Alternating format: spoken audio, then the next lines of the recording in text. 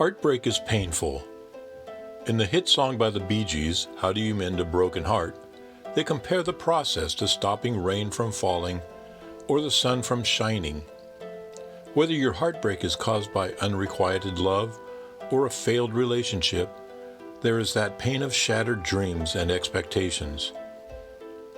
Heartbreak is caused by a loss or a longing for someone dear to your heart, or, as is often the case, holding on to your idea, the story you have told yourself about that relationship or person, which proved to be false.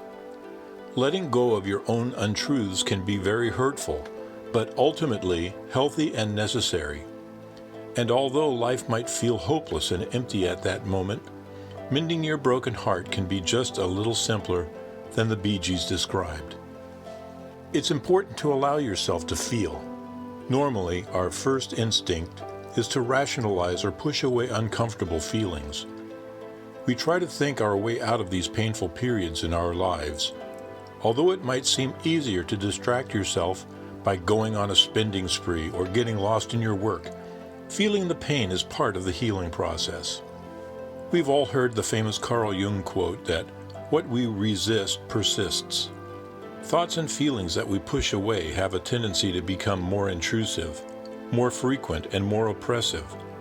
That's because your body is trying to alert you that something important is needing your attention, and you can no longer continue the way you have been. Your job is to do a deeper investigation in order to ultimately learn from this experience and move in a more meaningful life direction.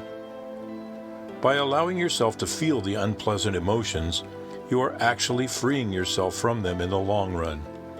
You are refusing to give them power over your life. Realize that these feelings and thoughts are productive. They are a means. There's a difference between going through the grief and wallowing in self-pity. You are not a victim. You are a warrior that is battling through the pain in order to learn from this experience and become a greater version of you. Next, realize that you are not your feelings. They don't define you. They are temporary. Your feelings are not the truth. Once you move past this pain, which can be blinding, you'll see that this loss is actually a gain. There is nothing purposeless in the universe. This experience too has purpose and meaning. Try to realize this potential. Don't let your negative thoughts and feelings spiral out of control, where you feel like you're drowning. When that happens, often people tend to engage in self-destructive behavior, which, needless to say, sends them in the wrong direction. Come up with a plan so that if you feel you're drowning and your thoughts and feelings are spiraling, you do fill in the blank. It could be that you read something inspiring, or you listen to some music, or you call a friend. Having a support system is very important.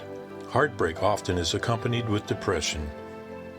Among other things, depression has a way of making us feel that no one loves us and we're alone.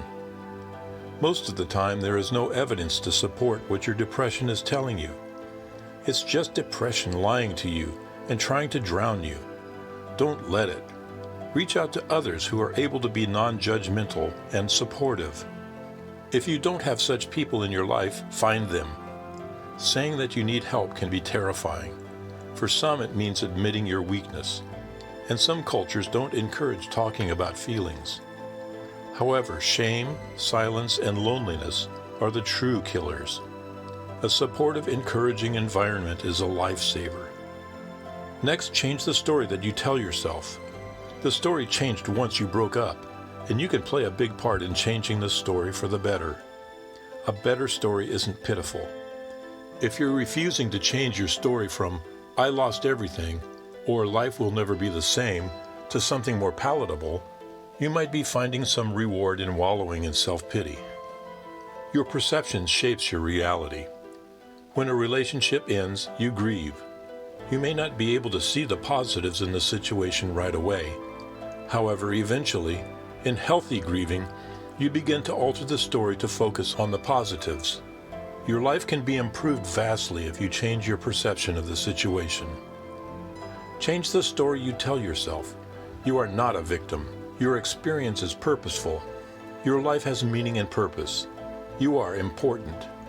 This moment is given to you by the universe in order to grow, become better, build better relationships and meaningful connections with others.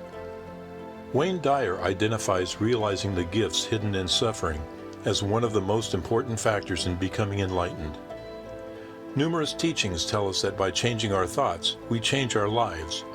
Kabbalah tells us that nothing is more whole than a broken heart. That's because your pain can propel you to make the necessary improvements, making it a blessing. All suffering has a clear goal. The only question is how, by doing the work to use suffering purposefully. The trick is not to get stuck. When you go through a painful situation, often your brain wants to engage in familiar behavioral and thinking patterns that maintain the status quo. You want a quick fix where relief is readily available. You may not want to do the work, dig deeper, and connect with others. Instead, you may look for coping strategies that are readily accessible and which you have utilized in the past. Our neural pathways like this familiarity and run on these templates, which are often destructive. You just want to feel better, and to help you cope and navigate the situation, you might resort to your old and familiar ways, even if that familiarity does not involve a happy outcome.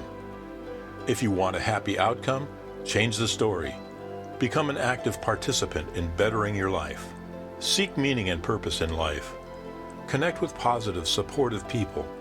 And lastly, pay it forward.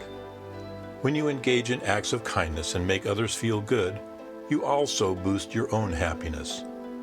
Doing something nice is also a powerful way to halt a negativity loop. Losing is hard. Be kind to yourself and others. If you're willing to do the work and move forward in a positive direction, soon you'll see that your loss is actually a gain. You can do it, and a good environment can help. Connection is the antidote to unhappiness.